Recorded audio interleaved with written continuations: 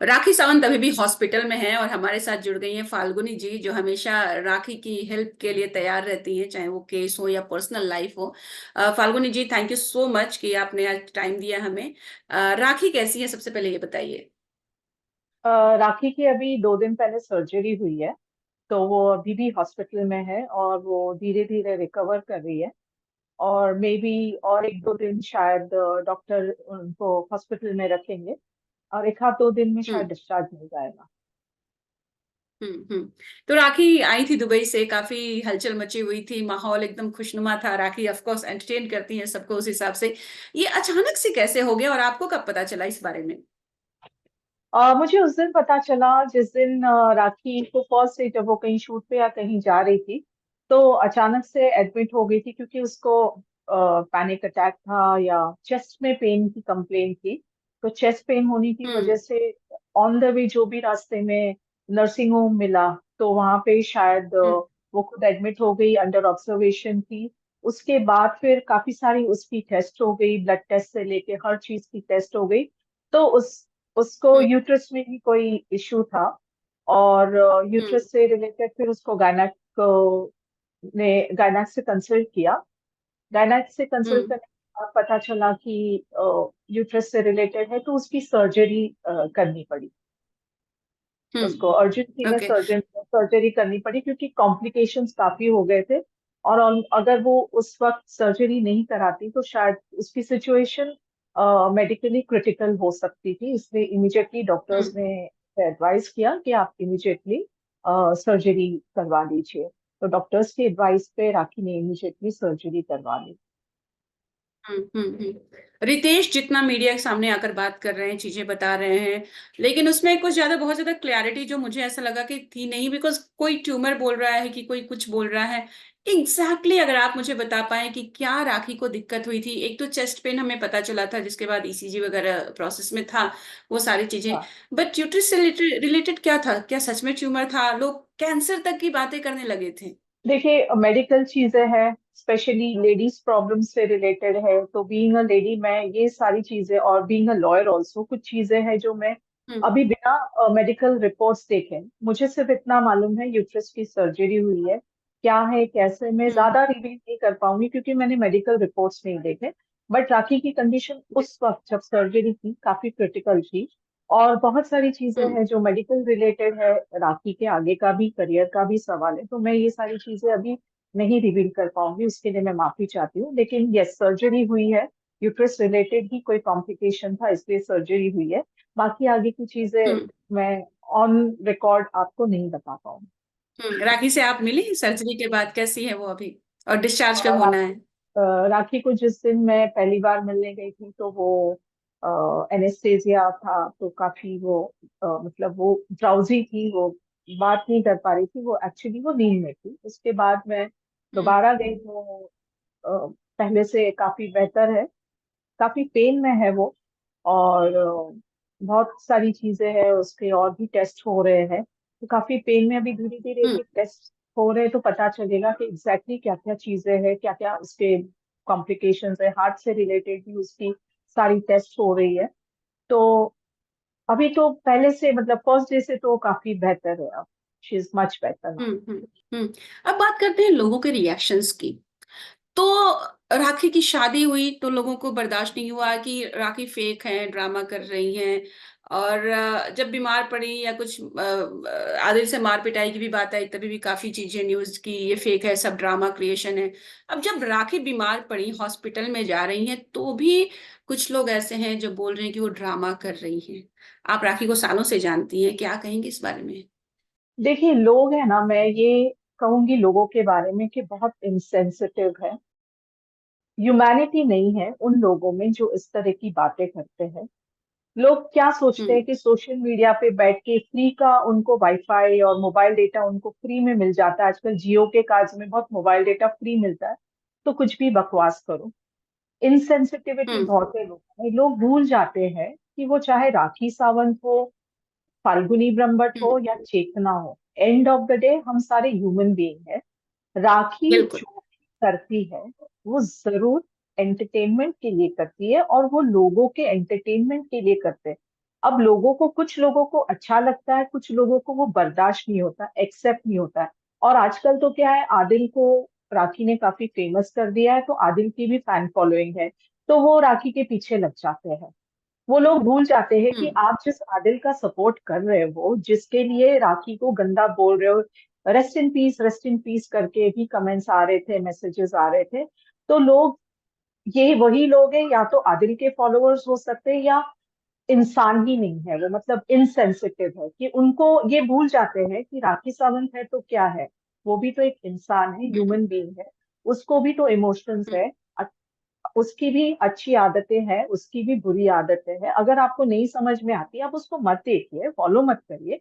पर एक इंसान, जब कोई मेडिकली चीज है, जैसे राखी की मम्मी भी गुजर गई थी, उस वक्त भी लोगों ने इसको काफी ट्रोल किया था।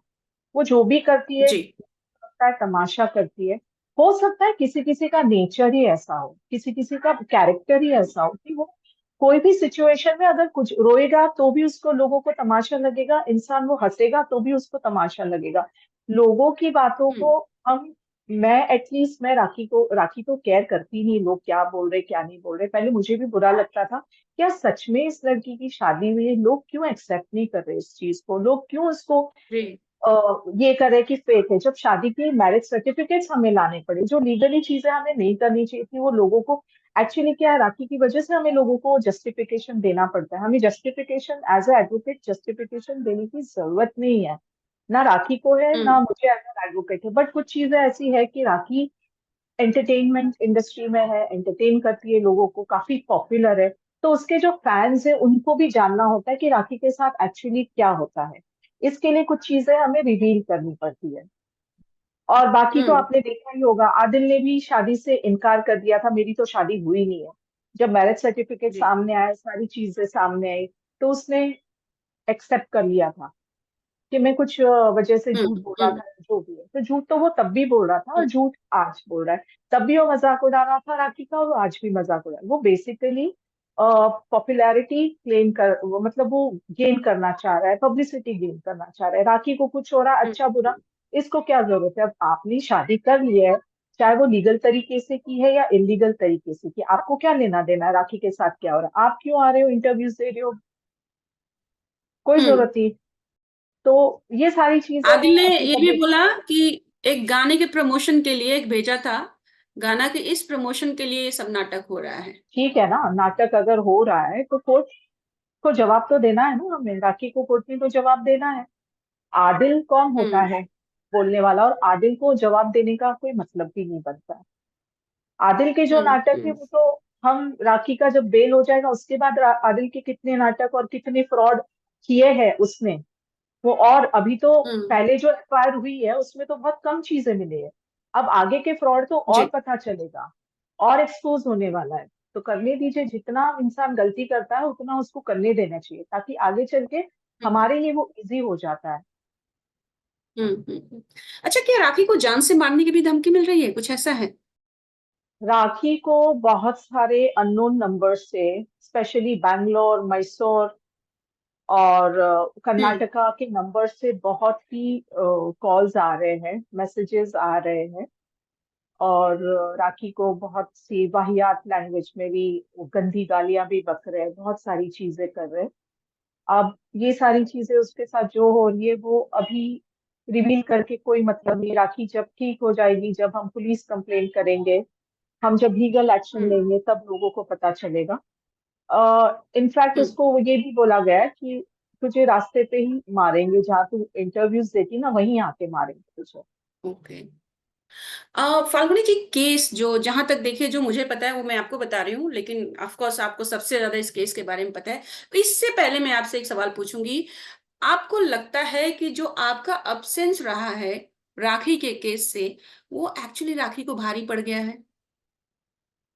ये तो मैं नहीं बता पाऊंगी। लेकिन हाँ, जो हुआ पास्ट में, उसमें जाके कोई मतलब नहीं है। लेकिन यस, अब मैं उसके साथ, मैं वैसे भी उसके साथ थी, मॉरली थी, प्रोफेशनली मैं थोड़ी पीछे हट गई थी, मेरे पर्सनल रीजंस की वजह से। और कुछ लोग राखी को बोल रहे थे कि फाल्गुनी क्या कर लेगी, हम आपको ये कर देंगे, ऐसा कर देंगे, आपके केस में ये कर देंगे। तो लोगों ने काफी भड़काया। तो राखी भड़की तो नहीं, लेकिन होता है ना कि चलो एक कोई इंसान इतनी अश्योरेंसेस दे रहा है लीगली कि मैं ये कर दूंगा, मैं ये कर दूंगा, तो राखी ने सोचा चलो एक आजमा के देख लेते हैं।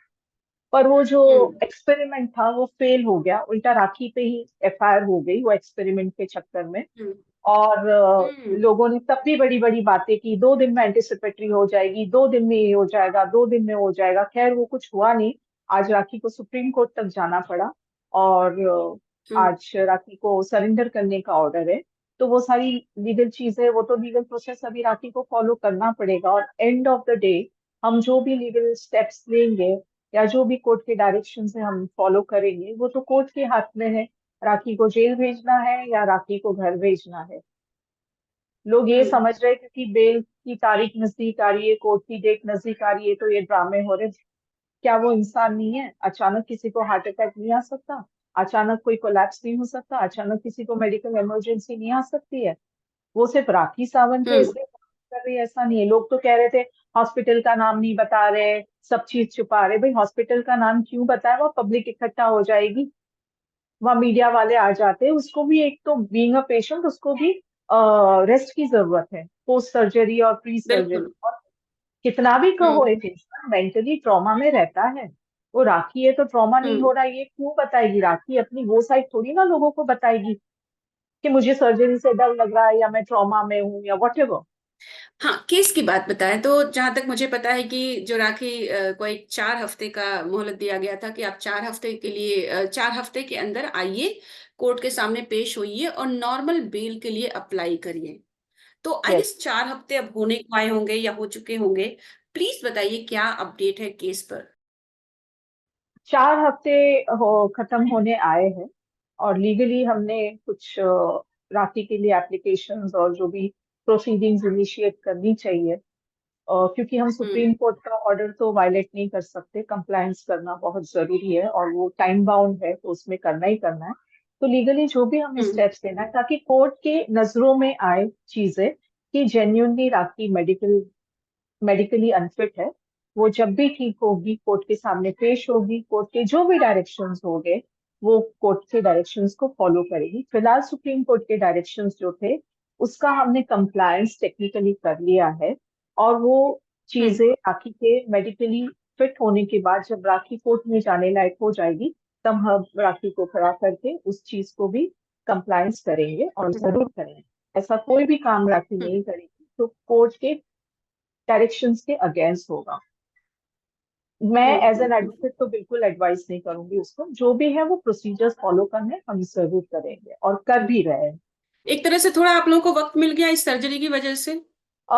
वक्त नहीं मिलना चाहिए था एक्चुअली, क्योंकि सारी चीजें जो टाइम लिमिट में थी, टाइम बाउंड थी, उसमें हो जाती तो एक हमें भी रिलीफ मिल जाती, हमें भी पता चलता हम्म, लीगली एज अ लॉयर, या राखी को भी कि वेयर शी स्टैंड्स, कि हमें भी पिक्चर क्लियर हो हम्म, जाती।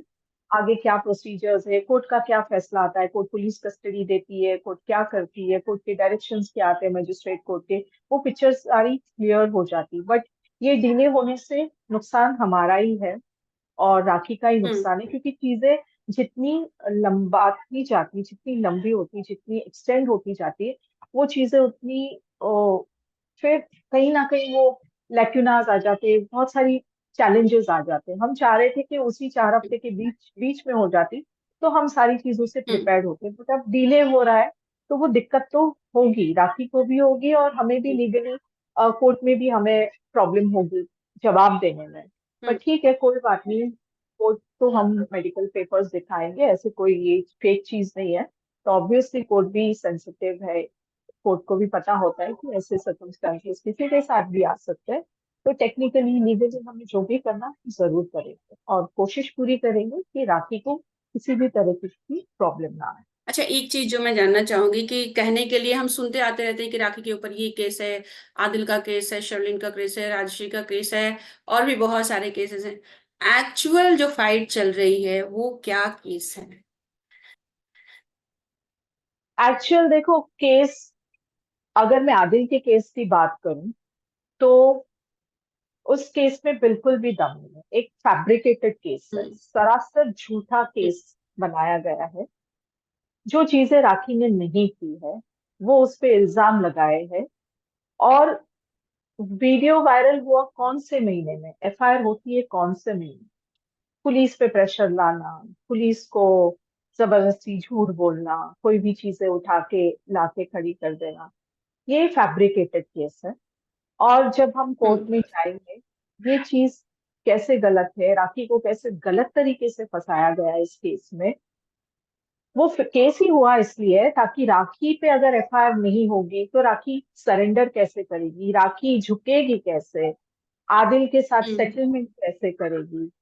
ये बेसिकली अपने पे से जो केस हटाने के लिए ये राखी पे एक फैब्रिकेटेड केस बनाया गया है, ताकि यहाँ पे हम केस करते हैं ताकि राखी डर जाए, राखी को प्रॉब्लम्स क्रिएट हो, तो राखी डर के बोलेगी चलो हमारे पे, आपने मेरे पे केस किए तो मैं आपकी केस विड्रॉ करती हम्म हूँ, आप मेरी हम्म केस विड्रॉ करो। बेसिकली ये एक प्रेशर टैक्टिक है, अपने ऊपर का केस हम्म विड्रॉ कर, और कुछ नहीं, और वो हम्म केस में बिल्कुल दम नहीं। और अगर वो केस हम्म तरीके से लड़ा गया होता तो आज हम्म फॉल्स प्रोसिक्यूशन के लिए उस हम्म इंसान पे जिसने एफआईआर की है, और वो लोग जो सारे एफआईआर करने में गलत तरीके से जुड़े हुए तो सारे जेल में।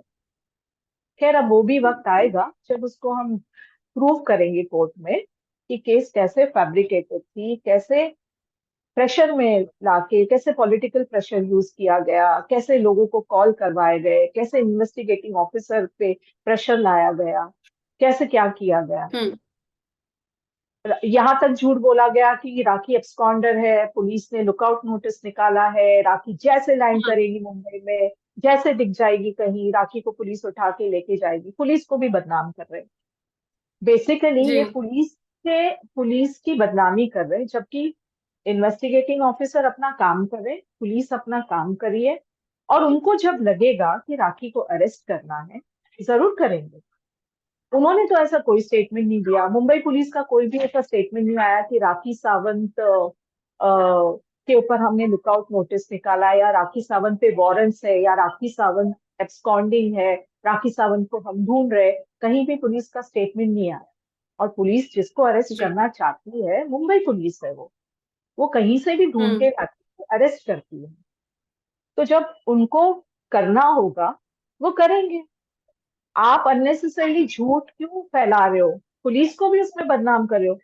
कोई पेपर दिखाया क्या पब्लिकली कि भाई ये लुकआउट नोटिस है, ये वारंट्स है, कोई भी एक पेपर पे कोई चीज दिखाई? हम तो पेपर के साथ बात करते हैं, कोई पेपर पे चीज हम्म नहीं दिखाई जा रही, सिर्फ फेक बातें बातें। क्यों बैठना है, वीडियो बनाना है कहीं जंगल में से कहीं से, और वो वीडियो मीडिया ग्रुप्स में भेजना है, चलो छापो छापो ऐसे करके। सच्चाई तो बताओ, पेपर के साथ की लुकआउट नोटिस है तो मैं चैलेंज करती हूँ एज एन एडवोकेट, बताइए वो लुकआउट नोटिस की कॉपी कहाँ है, बताइए वारंट की कॉपी कहाँ है, क्यों झूठ फैला रहे हो, क्यों पुलिस को बदनाम कर रहे हो अपने फायदे के चक्कर में और अपनी पब्लिसिटी के चक्कर में। ये मत कीजिए। हम्म जब राखी ने हम्म, बोला था कि मेरी आदिल से शादी हुई तो हमने निकाहनामा प्रोड्यूस किया था, हमने बीएमसी का बिल्कुल सर्टिफिकेट, मैरिज सर्टिफिकेट प्रोड्यूस किया था, ये लो। हम्म क्या उधर से कुछ आ रहा है? कुछ नहीं आ रहा है। आप कोर्ट में तो कुछ बोल नहीं रहे हो, कोर्ट में तो आपकी कोई दलीलें नहीं है इस तरह की। आप बस बाहर ही बाहर वीडियोस बना रहे हो और वायरल कर रहे हो, फिर बता रहे हो मेरी शादी हो गई है। वो शादी भी कैसे गलत है वो बहुत जल्दी पता चलेगा। एग्जैक्टली मेरा दूसरा नेक्स्ट सवाल यही था आपसे कि बिकॉज आप राखी की शादी में रही हैं और हमारी तब से बातें होती आ रही हैं। आदिल ने एक्चुअली हमको ही बोला था टाइम्स नेटवर्क को कि शादी नहीं हुई है, और फिर हमारी जो बातें हुई थी, जो प्रूफ हुआ कि नहीं हुई है, आदिल ने ऐसे ही ना बोल दिया था। ये बताइए, ये जो सोमी के साथ शादी की है, ये क्या लीगल है? लीगल है या इलीगल है वो तो कोर्ट में बहुत जल्दी पता चलेगा, बस राखी ठीक हो जाए और राखी की बेल हो जाए, हम्म के बाद लीगल क्या है इलीगल क्या क्या है, कौन माफिया है, कौन फेक है, कौन फ्रॉड है, कौन वांटेड है, किसके ऊपर लुकआउट नोटिस है, वो सारी बातें हम विद पेपर्स कोर्ट में बताएंगे, और जरूर बताएंगे। हम्म चलिए फाल्गु जी, थैंक यू सो मच। बड़ा अच्छा लगा आपसे बात करके और राखी के हेल्थ के बारे में जान करके। आई होप कि वो जल्दी ठीक हो जाए और जिस तरह से सबको एंटरटेन करती हैं वापस से शुरू करें एंटरटेन करना। बस थोड़े दिन और है, 2-4 दिन में जैसे डिस्चार्ज होगा आपको एंटरटेनमेंट फिर से दिखना शुरू हो जाएगा।